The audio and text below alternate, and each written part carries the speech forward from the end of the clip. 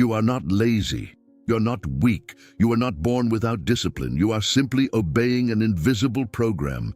And until you realize this, you will continue to sabotage everything you say you want. Self-sabotage is not a lack of willpower. It's an excess of unconscious programming.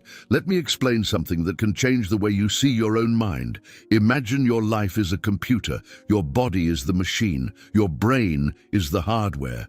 But what really controls everything is the operating system. And your operating system is not Windows. It's not iOS. It's your belief system. Everything you believe about yourself, about the world, about what is possible, about what is dangerous, about what you deserve. This runs in the background 24 hours a day. And here's the most important point. You don't make decisions based on reality. You make decisions based on the interpretation your system has created of reality. Now think about this.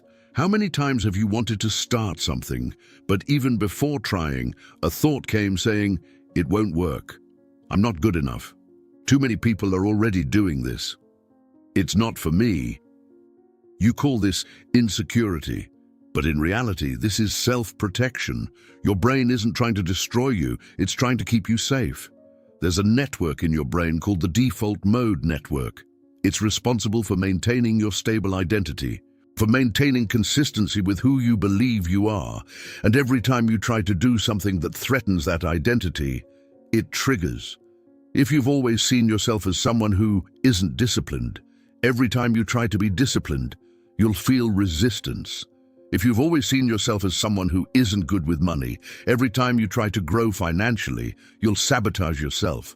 Because growth requires breaking down the old identity. And that to the brain seems like a risk. Self-sabotage is your brain defending the old version of yourself. And now comes the most important part of this video.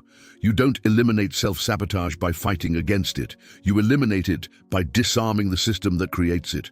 When you slow down your breathing, when you enter a state of presence, when you reduce the activity of the default mode network, you create space. And in that space, you stop reacting automatically. Self-sabotage only exists on autopilot. In a state of presence, it doesn't hold up. Have you noticed that when you are totally immersed in something, training, creating, having a deep conversation, living an intense moment, you don't sabotage yourself because there's no narrative there, there's no past, there's no identity being defended, there's action, there's flow, there's presence.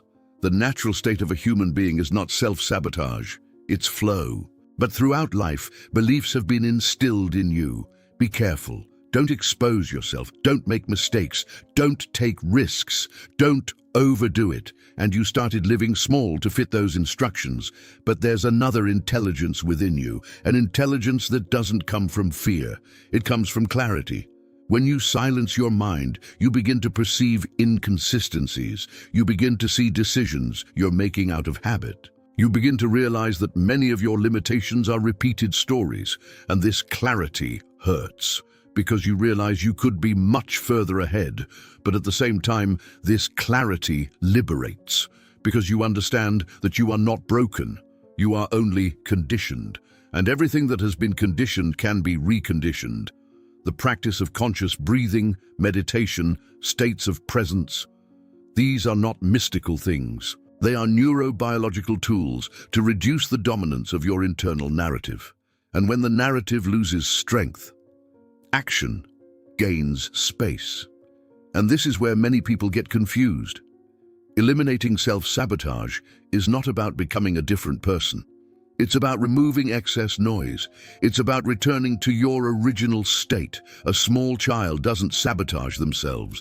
They try, they fall, they get up. They try again, without drama, without wounded identity. This is their natural state. The mind is an incredible tool, but it was made to be used when necessary, not to control your life all the time. When the mind becomes the master, you live imprisoned. When the mind becomes a tool, you live in potential. And here's a question that can divide your life into before and after. Who would you be if you didn't believe the stories you tell yourself?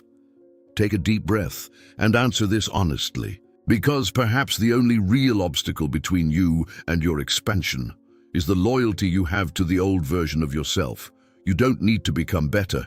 You need to stop protecting who you no longer are. Self-sabotage is not an enemy. It's a defense mechanism.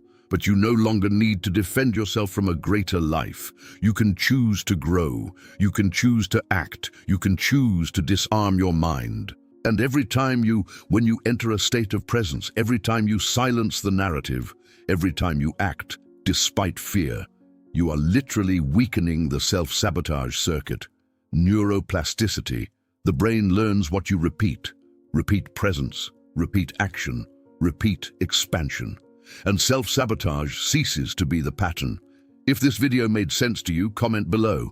I choose to disarm. Because the first step to eliminating self-sabotage is to accept that you are not the problem. The program is, and you can rewrite it.